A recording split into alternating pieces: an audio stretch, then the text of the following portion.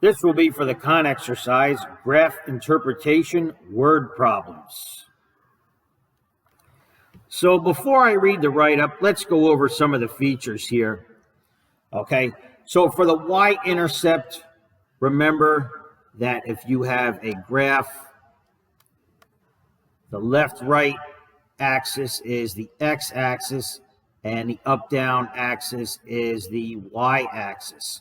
So the y-intercept, that will be where the graph meets, the point where the graph meets or intersects the y-axis. And at the y-axis, this entire axis is x equals 0 for the y-axis. So for the y-intercept, you want to remember at the y-intercept that x equals 0. Okay, relative maximum or minimum. You should do this exercise first. It has the same title. But anyway, relative maximum or minimum, a maximum point is just when the function goes from increasing to decreasing, and that'll be a maximum. And the minimum is when the function goes from decreasing to increasing. That'll be a minimum. In other words, the maximum will just be a peak, and the minimum will just be a valley.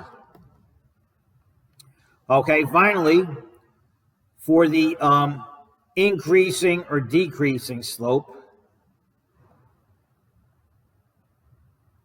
for the increasing or decreasing interval, the increasing, that will just mean a positive slope. Okay, and positive slope means the graph is going uphill, up and to the right. And for decreasing, that's just going to be a negative slope. And the graph is going downhill, down and to the right. All right, so y-intercept is where it intersects the y-axis, and that's x equals 0. Relative max or min, those are peaks and valleys on the graph. And increasing or decreasing has to do with positive or negative slope. All right, h of t models the height in centimeters of the water as a function of time in seconds. Match each statement with the feature of the graph. All right, so h of t is the height, and that's the y-axis right here. And t is the x-axis, that is time in seconds. And the height is in centimeters. Okay, so it's a graph of the water. Okay, the person is making waves in the bathtub. So what does we want to match? We want to match these statements with the features. What does the y-intercept tell us? Well, we said in the beginning y-intercept is at x equals 0, or where the graph intercepts or intersects the y-axis right here. This is the y-axis. What does this point tell us? Well, that point, we said that's at x equals 0. In this case, the x-axis is t equals 0. That tells us the height of the wave at time 0. So the height is between 32 and 28. That's 30. And the height of the wave at time 0. That's what the y-intercept tells us. All right, so the y-intercept is the height at time 0. And basically the height we said equals 30. All right, so right here at the beginning, the surface height was 30 centimeters. Just click on it and drag it next to the y-intercept. Okay, relative maximum or minimum. Well, let's see. This one says the water was at a crest after 6 seconds. Let's see what happens after 6 seconds. If we go to the graph, here's t, here's 6 seconds. What happens at 6 seconds? If we trace that to the graph, right here, that's at t equals 6 seconds. That is a relative max. Okay, that point right there is a relative maximum. So that must be what it's referring to. The height of the wave is at a maximum, relatively speaking, at that time. All right, the water was at its crest after 6 seconds. That's a maximum. What does crest mean? Well, that's when the wave peaks. All right, so that's a crest right there, and that's a relative maximum, like we said. So this was already in the correct spot. Let's double check increasing or decreasing interval. Here it says the surface descended between 12 and 15 seconds. Let's see what happens between 12 and 15 seconds. All right, here's 12, here's 15. If you go to 12, that's right there. Here's 15, that's right there. What is the graph doing between these points? Well, if you travel left to right, we can clearly see it is decreasing. That is a negative slope. All right, but anyhow, we can see the function is clearly decreasing between 12 and 15 seconds.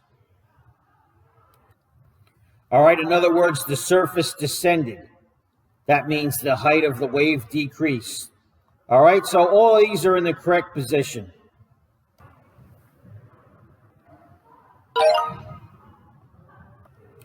All right, Keith is an elevator operator.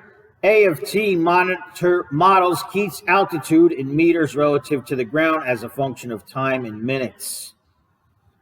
All right, so this axis here is the altitude, and this axis here is the time in minutes. All right, so let's see.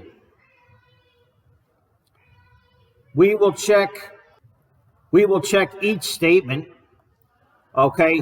The first statement is about lowest altitude at 12 meters below the ground. So let's take a look at that feature.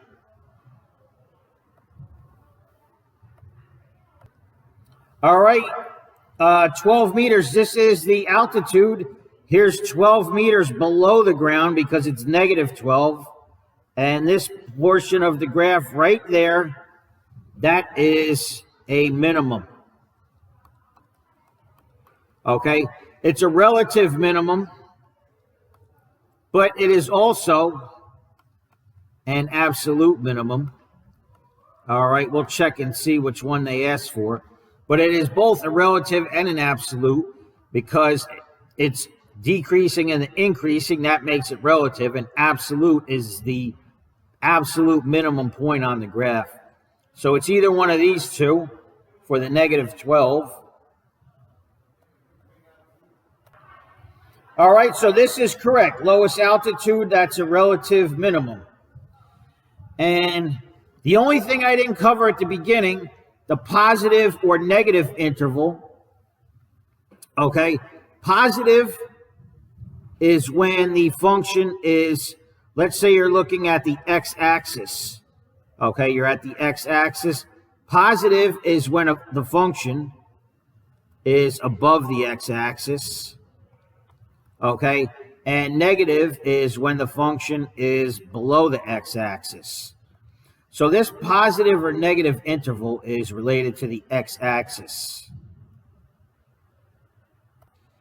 Anyhow, this statement is correct. This one says between the 5 and 8 minute marks, the elevator was going up. Let's see.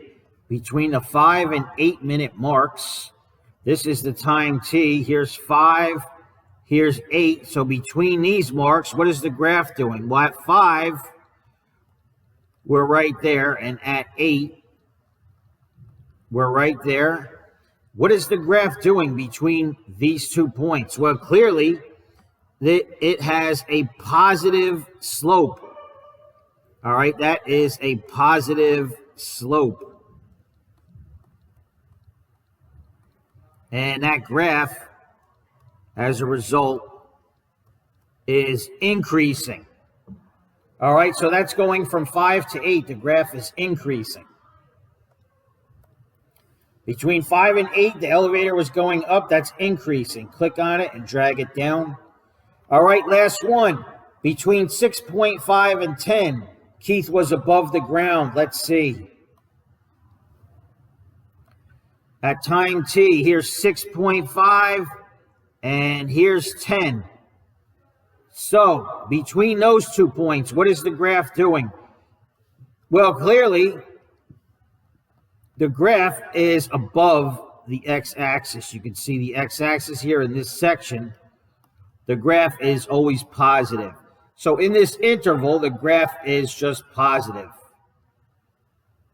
It's above the x-axis. All right, and that's what it says right here, positive or negative interval. It's a positive interval. So these are all in the right spot.